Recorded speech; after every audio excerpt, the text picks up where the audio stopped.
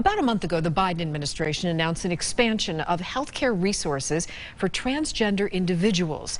Now, this included a new government website offering guidance and support for LGBTQ youth and their parents. Yet many transgender individuals struggle when it comes to healthcare and the importance of providing gender-affirming care.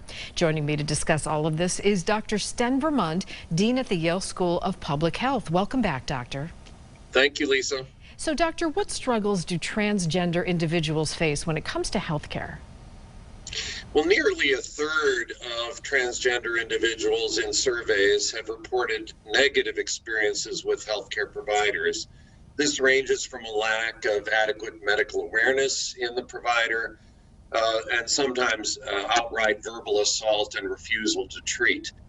And about 1 in 200 Americans is transgender, representing about 1.4 million people in the United States.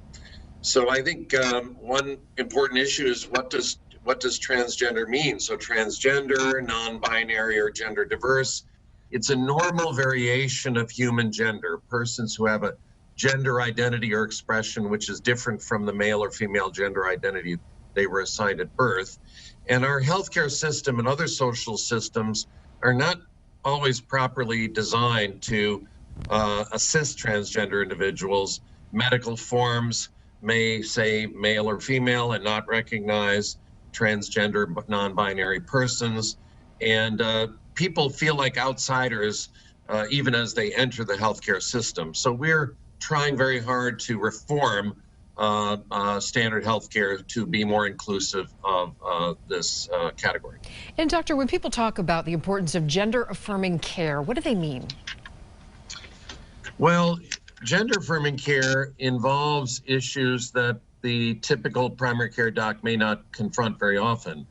It may be issues around mental health, family dynamics, aligning physical traits with gender identity using hormonal therapy, occasionally surgical transformations.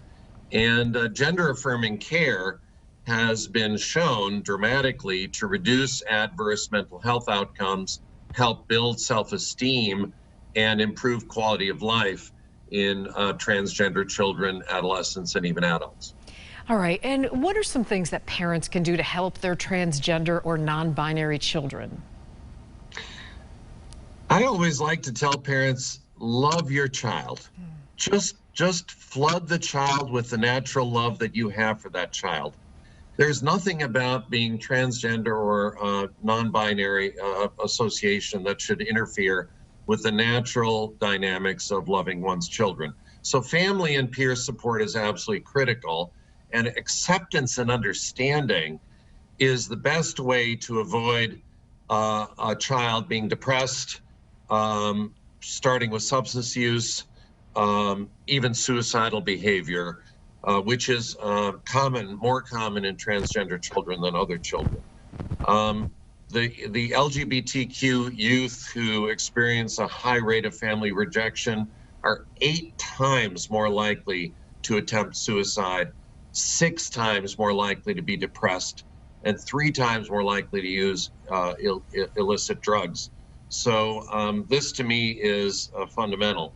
And one can do practical things. One can seek advice from transgender experts, and they will tell you things like use the names and pronouns your child prefers, be an advocate for your child, call out transphobia when it occurs, and ask that others respect your child's identity. Educate yourself about the concerns your child may be experiencing. And most importantly, as you know, I'm going to say this, Lisa, give your child unconditional love and support. That always wins, right? All right, Dr. Sten Vermund, Dean at Yale School of Public Health. Always great to talk to you. Thank you very much.